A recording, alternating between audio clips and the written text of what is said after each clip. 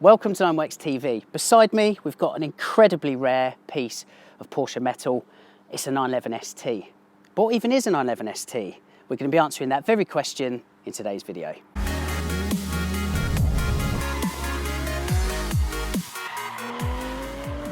So you can scour the history books and you can tip the internet upside down, just like I did, and you'll find barely a jot on these cars. They are that rare. Again, a lot of the historical tomes that I rely on to build this channel, they document the 911R, and from there, straight to 1973 with the 2.7 RS, of course, as the world famous homologated Porsche race car that's half a century old this year. This is just forgotten about, but it's a pretty crucial part of Porsche history, particularly with regards to racing, because this was the first homologated Porsche 911 race car. The 911R that preceded this by a couple of years, the 67R, that was never homologated. Those cars technically were prototypes. So this really is the precursor to the Carrera RS. Porsche is reviving the ST moniker this year with the creation of the 992 ST. But I mean, we need to know what the original was like to understand if there's any correlation to the contemporary or the new car. So, what was the ST? Well, the base car here is a 911S. This particular car is a 1971 911S, so out of the box, that was a 2.2 911S, generating 180 horsepower. So, Porsche and the racing team have taken a 911S off the production line and then applied, and this is where the T element to ST comes in, they've basically gone on a lightweight program. Now you might remember in the old days with the early 911s, you had three 911s in the lineup, T, E and S. T, the bottom spec 911 entry level, that was the lightest by virtue of the fact it didn't have a lot of spec attached to it.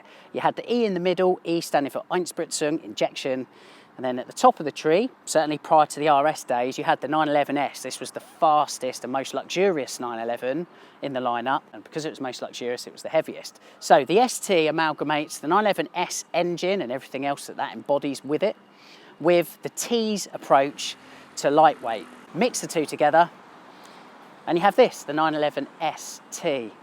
Now, as I mentioned, history on these cars is really patchy. It's really difficult to be assertive and be correct in what I'm putting across here. So I only want to say what I do know with authority rather than speculate on snippets of information that I don't know. The numbers game. I mentioned these cars are rare. They are incredibly rare, yes. Exact numbers of what were built, extremely hard to come by. I've seen as little as 23 quoted by sources, right up to 40. There's also a distinction between STs that were built by Porsche at the factory and those that were built elsewhere by privateer teams using genuine Porsche parts from the Sports Purpose Manual. I hope you're still following. In either regard, all 911 STs are super lightweight 911s, some of the lightest 911s ever created. They're all comfortably sub 1,000 kilos. In being an ST, every single one of them are unique according to the discipline that they were specifically built for. Essentially, if you're a racing customer, be on your own or as part of a privateer racing team, you could go to Porsche and get them to build you a race car. All of them are designated M491, which of course is a lightweight 911. From there, customers had the full choice of Porsche's very extensive sports purpose manual that offered all sorts of lightweight packages and sporting upgrades, whether it's from engine to gearbox and ratios as an example, anti-roll bars, wheel sizes, different brakes, certain seats, roll cages, everything. You could quite literally, from this manual, legendary sports purpose manual, create your own Porsche race car. And that is exactly what's taken place here with this stunning Conda green example. They were built from 1969 to 1972. As I said, they are the precursor to the 2.7 RS. That's why they are flat back, there's no ducktail, big chunky Fuchs wheels. Some cars, and again this was all spec dependent, had mini lights on the rear. The reason is Fuchs at the time didn't make wheels as wide as the Porsche needed the desired spec to be. So some had Fuchs wheels on the front and mini lights on the rear. Some went like this Conda green example with the two Fuchs wheels. On the front, of course, is a pre-impact bumper or long hood, but we've got a vent here for an additional oil cooler that the STs had, or some of them. Horn grills at the front completely removed. Certain lightweight panels on the car as well. Despite these cars being relatively unknown, their racing pedigree is extensive. Name a legendary race and a 911 ST has triumphed in it, be it the Nürburgring, Monte Carlo, Le Mans 24 Hours. So, As I say, it is really bizarre that this car is largely omitted from Porsche history. Until today, of course. Let's dive behind the wheel, find out just what it's like to drive this featherlight fire breather, and have a look at its history, spec and provenance in a bit more detail. Before we go anywhere, I think it'd be prudent to run over the spec for this car a little bit more because, as I said, they're all unique and this car is no different. So originally a 2.2S, its engine was upgraded to 2.3 litre specification, technically 2.3.5. It's MFI, mechanical fuel injection. It's twin plug, kicking out I think around 250 to 270 horsepower. Its weight with everything stripped out, as you can see, it's pared back inside, there's no underseal, it's lightweight glass, etc, etc. This car's weight is 930 kilos, so it really is featherlight. You're looking at around 300 brake horsepower per tonne, no traction control, no modern niceties or anything like that. The gearbox, it's a 901 gearbox, dogleg first gear, short ratios, air-filled spec ratios. Of the 4 gearbox ratios available from the Sports Purpose manual, this is the second shortest. The car was found in Sweden by none other than Josh Sadler, Mr. 2.7 RS, formerly of Autofarm, of course. This particular car has gone through 2 restorations in its time. Most recently, the engine was rebuilt by Manfred Rugen, who again is world-renowned for his work rebuilding these early flat-six engines. Okay, so sitting inside, and again, this predates 2.7 RS, but it's so pared back.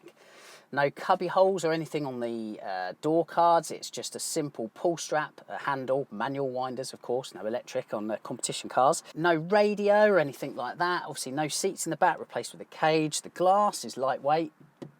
Dogleg gearbox that I've mentioned. Lovely Momo steering wheel. The rev counter ahead of me, well, it says 10,000 RPM. The red line I'm told is around 8.5. I mentioned earlier on in the video, there's a bit of conjecture as to what is a genuine factory ST and what isn't, because some were built away from the factory, albeit using sports purpose parts. Genuine STs though, they have their numbers stamped in certain places. Shall we go for a drive? I think we should. I'm slightly nervous given the value of this car. Obviously, we've got the belt, which will reveal me to be fat. No, that's a bonus. Right then, turn the key, a little bit of choke.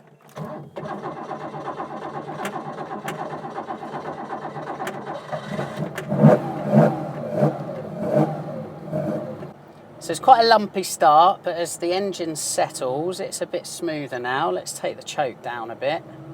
I think we're going to be away. Ooh, I am a bit nervous. What could possibly go wrong, Sibs?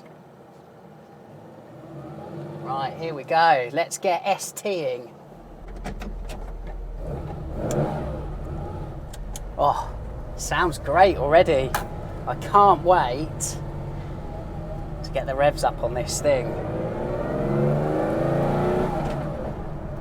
I mentioned it's such a quirky part of history. It's because it's an unknown corner of Porsche history.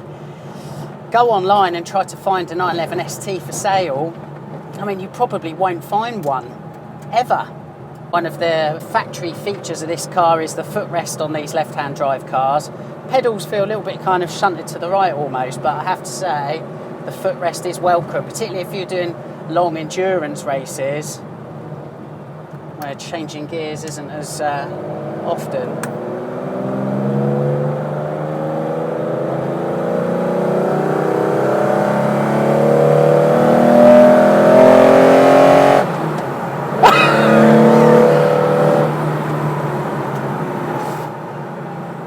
Oh my good God, what a noise. Obviously all the sound deadening's been removed, so that flat six in the very back of the car, well, it doesn't feel or sound like there's a bulkhead between us. It feels like it's right on the back of the hairs on the back of my head.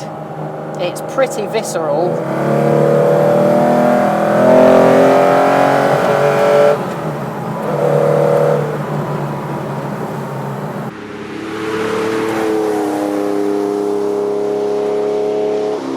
Wow. The power delivery is exceptional. It just feels like that engine is intrinsically linked by the millimetre to every prod of my right foot. It really is that spectacular as well in the linearity of its acceleration. I think the thing that really shows this car's age is its brakes. I've mentioned before with these old 911s, braking, the sensation is a bit like standing on a tennis ball. That's the feel through the pedal. I have to say, I've not got anywhere near the red line yet.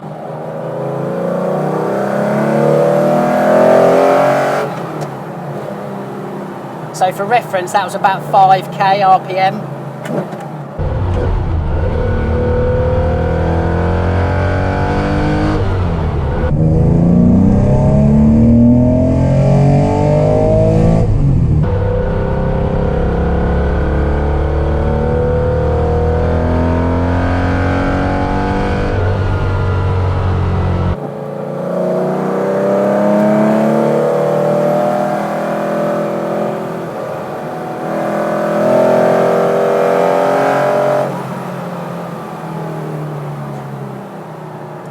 This car has knocked my socks off. The last time I've driven a car that has given me such emotion was a 959 on the Autobahn. It was a 959 on the Autobahn, it's home. This car, in terms of how it appeals to the senses, I picture Le Mans. I picture Kramer 911S's hurtling down the Mulsanne at Le Mans, Monte Carlo, Daytona, everywhere. These cars have such pedigree, and here I am driving one on the road in Dorset. What I will say is the car is not short on grip. Those chunky Fuchs wheels, front and rear, up to 9" on the rear, really do a great job of keeping this ST planted. I'm really pleasantly surprised just how flat this car is able to corner, particularly for a long bonnet 911. This car feels so much more planted. It doesn't move around underneath me anywhere near as much as the RS does. Doesn't have anything like that pitch and roll to it that the Carrera RS does. It's funny as well, but there's a lack of underseal and all the sound deadening's taken out. You can hear all the stones flicking up into the arches of this. It's so visceral, it's such a visceral experience. I have to say though, poodling along at 30 as we are now, fine, absolutely fine. It's not particularly difficult to drive. I just can't believe the sound of it. I love the sound of MFI cars, I really do, particularly when you've got twin exit megaphones on the back like this. It's awesome, really evocative as well to look out the solitary exterior mirror and see those chunky arches reminiscent of what we would know the RSR Porsche arches to look like.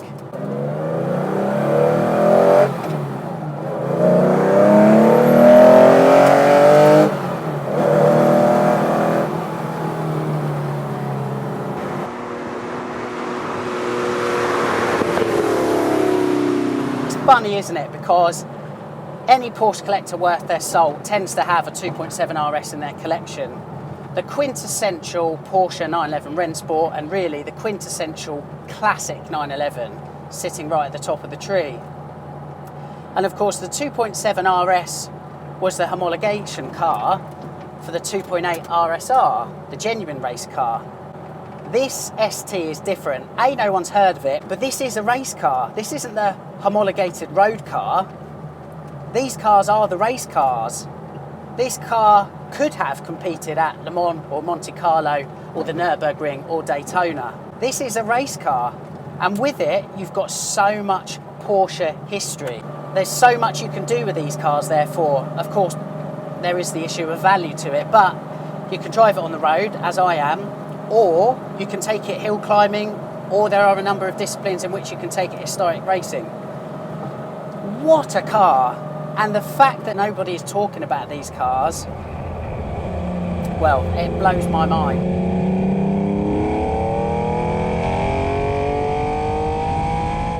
Wow, wow, wow. What a machine. 11 years messing around with these cars. That right there is one of the very best of them. I'm so pleased I've driven it. The Porsche 911 ST, a race car with proper pedigree, such an important piece of Porsche history here. It was the forgotten icon until now, and if anything, has upstaged the 2.7 RS on its 50th birthday party. That concludes today's episode of 9works TV. Thank you very much for watching. Don't forget to like and subscribe. It means when I drop a video, you get to see it first. We'll see you soon.